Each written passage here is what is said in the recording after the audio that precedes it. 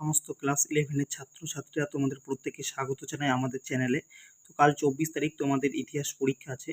তো সেই ইতিহাস পরীক্ষার ভিত্তিতে আমি তোমাদের একদম 100% কমনযোগ্য একটা সাজেশন তোমাদের জন্য নিয়ে এসেছি, যেখানে 40টা প্রশ্ন রয়েছে এবং তার সাথেও তোমাদের কিন্তু উত্তরটাও আমি বলে দেবো।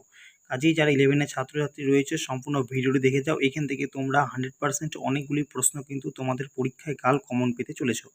ঠিক আছে, তো দেখো প্রথম যে প্রশ্নটি আছে, কোন সাগরকে রোম সাম্রাজ্যের হৃদয় বলা হয়? তো এই সঠিক উত্তরটা হচ্ছে অপশন সি, ভূমধ্য সাগর। দেখো আমি প্রত্যেকটা অপশন বলছি না, বলার প্রয়োজন নেই, তাছাড়া ভিডিওটি অনেক বড় হয়ে যাবে, কাজেই তোমরা কিন্তু অপশনগুলো একটু দেখে নেবে এবং সঠিক উত্তরটা আমি তোমাদের জানিয়ে দিচ্ছি।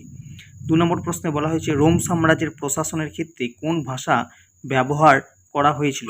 তো এর সঠিক উত্তরটা হচ্ছে অপশন এ, ল্যাটিন ভাষা। 3 নম্বর প্রশ্ন, তৈমুর লং প্রতিষ্ঠিত সাম্রাজ্যের রাজধানী হলো? তো সঠিক উত্তর হচ্ছে অপশন এ, কামরখণ্ড। 4 নম্বর প্রশ্ন, মোগল সাম্রাজ্যের প্রতিষ্ঠাতা ছিলেন? সঠিক উত্তর হচ্ছে অপশন বি, চেঙ্গিস খান। 5 নম্বর প্রশ্ন, পেরিক্লিস ছিলেন ড্যাশের নেতা? সঠিক উত্তর হচ্ছে অপশন এ, এথেন্সের নেতা। 6 নম্বর প্রশ্ন, দক্ষিণ ভারতের একমাত্র মহান পদ হলো? অপশন সি, অসমক। 7 নম্বর প্রশ্ন, রিপাবলিক গ্রন্থটির লেখক হলেন? সঠিক উত্তর হবে অপশন এ, প্লেটো। 8 নম্বর প্রশ্ন, পাটলিপুত্র ছিল ড্যাশের রাজধানী? সঠিক উত্তর হচ্ছে অপশন সি, মগধের রাজধানী। 9 নম্বর প্রশ্ন, মানচিত্রে দেওয়া জায়গাটি হলো? দেখো মানচিত্রে যে জায়গাটি দিয়েছে সেই জায়গাটির নাম জানতে চেয়েছে। তো পাটলিপুত্র, তাম্রলিপ্ত, দুবার এখানে তাম্রলিপ্ত দিয়েছে। তো যাই হোক, উজ্জয়িনী। তো সঠিক উত্তরটা বলতে পারছি না এখন, এটা সঠিক উত্তর করা হয়নি। ঠিক আছে, যাই হোক। 10 নম্বর প্রশ্ন, সেলজুকরা কোন জাতির লোক ছিল? সঠিক উত্তর হবে অপশন সি, তুর্কি।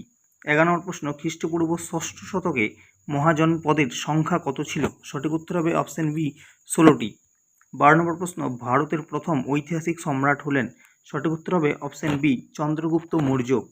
13 নম্বর প্রশ্ন, রাজ্যের সম্প্রসারিত রূপটি হলো? সঠিক উত্তর হবে অপশন এ, সাম্রাজ্য। 14 নম্বর প্রশ্ন, আলেকজান্ডার ভারত আক্রমণ করেন ড্যাশ খ্রিস্টপূর্বাব্দে? সঠিক উত্তর হবে অপশন বি, 327 খ্রিস্টপূর্বাব্দে। 15 নম্বর প্রশ্ন, দ্য ম্যাগনিফিসেন্ট নামে পরিচিত অটোমান সুলতান হলেন? অপশন সি হবে সঠিক উত্তর, সুলতান সুলেমান। 16 নম্বর প্রশ্ন, ইংরেজিতে প্রি হিস্ট্রি কথাটি প্রথম ব্যবহার করেন কে? সঠিক উত্তর হচ্ছে অপশন বি, ড্যানিয়েল উইলসন। 17 নম্বর প্রশ্ন, ইতিহাসকে মুক্ত বলা হয় কারণ? সঠিক উত্তর হবে অপশন ডি, বর্তমান বিষয়ে আলোকপাত করে। 18 নম্বর প্রশ্ন, ভারতের আদি মধ্যযুগ ধরা হয় ড্যাশ সময়কালকে? এর সঠিক উত্তর হবে অপশন বি, 650 থেকে 1206 খ্রিস্টাব্দ পর্যন্তকে। 19 নম্বর প্রশ্ন, পুরাণের সংখ্যা হলো ড্যাশটি? সঠিক উত্তর হবে 18টি, অপশন সি। 20 নম্বর প্রশ্ন, দেখো কস্তম্ভ এবং খস্তম্ভ দেওয়া হয়েছে, ঠিক আছে, তো এখানে মেলাতে হবে। তো এখানে মেলাটা আমি এক্ষেত্রে দেখো 4টি অপশান রয়েছে, এরকম টাইপের তোমাদের প্রশ্ন কিন্তু আসবে, তোমরা একটু দেখে নাও। ঠিক আছে, তো এটার সঠিক উত্তর হবে অপশন বি। মিলিয়ে নেবে কোশ্চেনটার সাথে, বলছি না। 21 নম্বর প্রশ্ন, ইন্দো গ্রিক রাজাদের নাম জানার উপাদান হলো? সঠিক উত্তর হবে অপশন বি, মুদ্রা। 22 নম্বর প্রশ্ন, হোয়াট ইজ হিস্ট্রি গ্রন্থটির লেখক হলেন? সঠিক উত্তর হচ্ছে অপশন সি, E.H. কার। 23 নম্বর প্রশ্ন, ইতিহাসের যুগ বিভাজন কেন করা হয়? সঠিক উত্তর হবে অপশন এ, ঐতিহাসিক ঘটনাগুলি সূক্ষ্ম বিবরণের জন্য।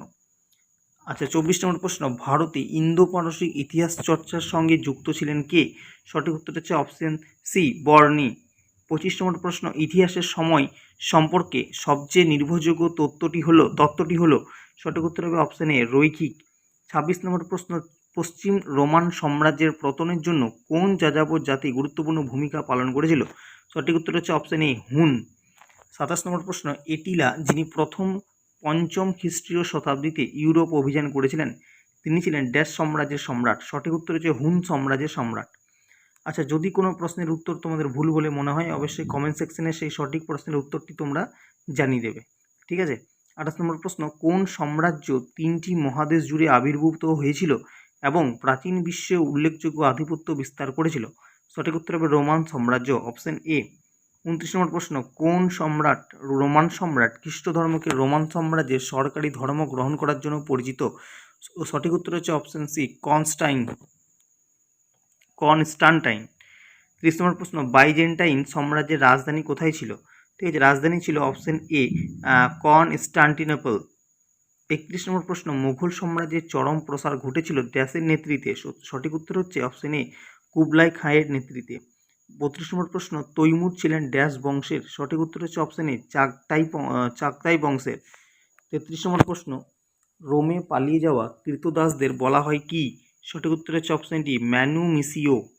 34 নম্বর প্রশ্ন, স্টাকার্স ছিলেন এথেন্সের? Option A gladiator. 35 নম্বর প্রশ্ন, প্রথম দাস বিদ্রোহ হয়? Option C নেপলসে। 36 নম্বর প্রশ্ন, রোমান কৃতদাস তার প্রভুর প্রাণ রক্ষা করলেন? অপশন সি দাসত্ব থেকে মুক্তি পেতে।